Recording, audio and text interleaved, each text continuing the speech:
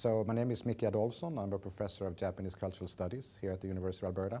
I'm also Associate Dean of Teaching and Learning, so trying to encourage different initiatives on learning, doing research on learning, and also exploring different ways of teaching as well.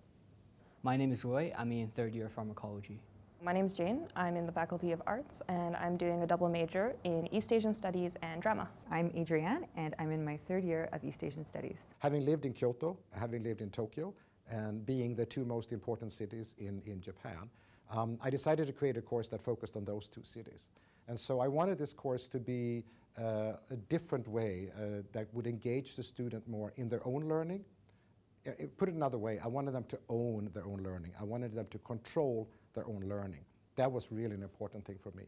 And then on top of that, they would then kind of learn to develop their communication skills, develop their analytical skills, and develop their own narrative as well. The structure definitely seemed different. It was like, oh, there's no papers, there's no, it's all project-based, no exams, no midterm. I thought this is not what I signed up for, to be honest. Professor Adolfsson normally would have kind of a timeline of which class is going to be on what subject, but instead it was just we're going to be split into 4 groups, working on 4 different projects, and then we're going to come together and teach each other what we have learned during the course.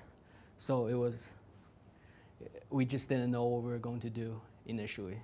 The modern one on Kyoto was very, very interesting. It was a story of foreigners, 2 foreigners coming to Kyoto and wanting to kind of have a tour of the touristy areas. We were trying to correct the misconceptions on ancient Japanese history and cultures that was misrepresented by a lot of pop culture today. And then this was more of a kind of a role-play game. Depending on your choice, you know, the game may develop in completely different directions. And I mean, and just the innovation of that was just absolutely amazing.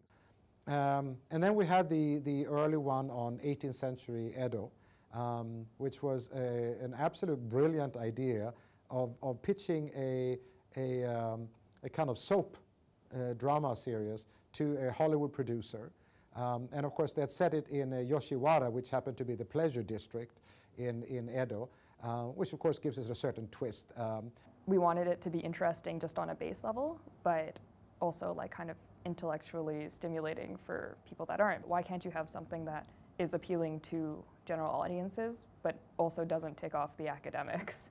It is a narrative that is used in the most common voices for, you know, a large generation and for billions of people, but also used in the more kind of traditional historical sources to ensure that they have tried to recreate something that from their reading is probably more accurate or more appropriate for that particular period than a kind of pure popular culture production that doesn't actually have that background. And just knowing that your work is going to be out there, being commented by people, being critiqued on by people, you take your work a lot more seriously, and you actually try to make it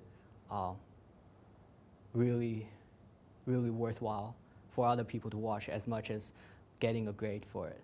I was able to use what I knew to actually create a product that was, interestingly enough, almost like patentable or marketable to like everyday life.